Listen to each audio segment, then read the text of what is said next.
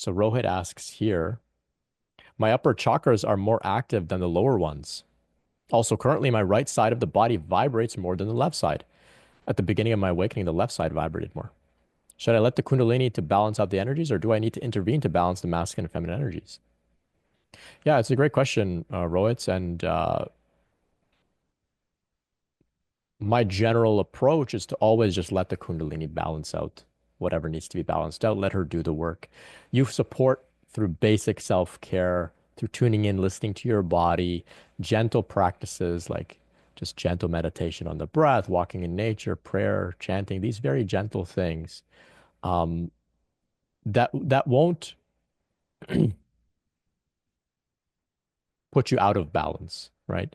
There are some practices that people will say, do this to balance things out. But if you do too much of that, you will get imbalanced, right? So there's certain pranayama practices that may balance things out. But if you don't know when to stop, you may, you know, swing the pendulum the other direction and get too imbalanced on the other side. And so I don't get involved in all of these specifics. I say just let the Kundalini balance things out. She knows exactly what she's doing.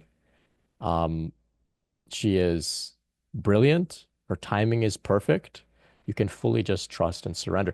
And you can put out the message and say, hey, if there's something that I specifically need to do to help you, let me know. Show me what it is. But until then, I'm gonna just let you lead. So this is the best way. This is the best way. I don't really get too fixated on this idea of balancing masculine and feminine energies. I see it as all one energy expressing itself differently, and it's intelligent and it knows how to balance itself out at the right time for us. Um, there will definitely come times where you feel more activity in certain parts of your body, certain chakras than others. This is also normal and natural. It's not that you need to feel it perfectly balanced across your entire system, head to toe at all times. There's always something interesting unfolding and some interesting uh, themes that we go through where perhaps, there's more going on up in the head as opposed to down in the lower parts of the body, and then vice versa, left side, right side. This is all just pretty standard. And so you don't need to worry that something is going wrong, that you're out of balance or anything like that. There's also something to be said about our chakras. If at times, for example, if you are, trying to think of an example, if you're engaging in a big project, that requires a lot of your willpower to push through any resistance to really get it done, right? It's sort of a physical project. Maybe you're building some sort of cabin or something.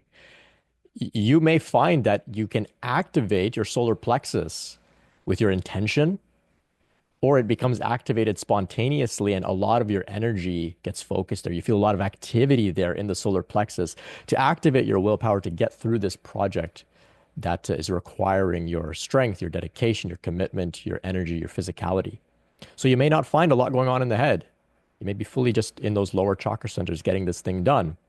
Whereas maybe at times you are meditating upon some deep theme and you're contemplating, and you may find that in the upper chakras, you find more activity opens in the upper chakras in the head, and you're getting downloads of insight and realization coming to you.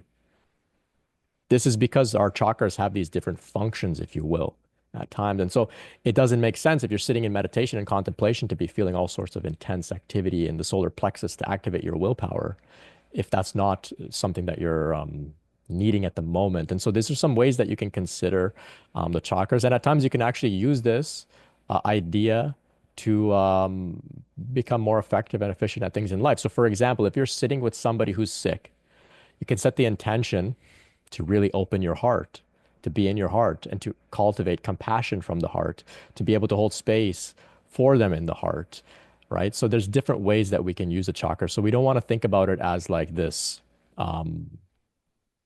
idea that the whole system needs to be balanced at all times. Not at all. It's like a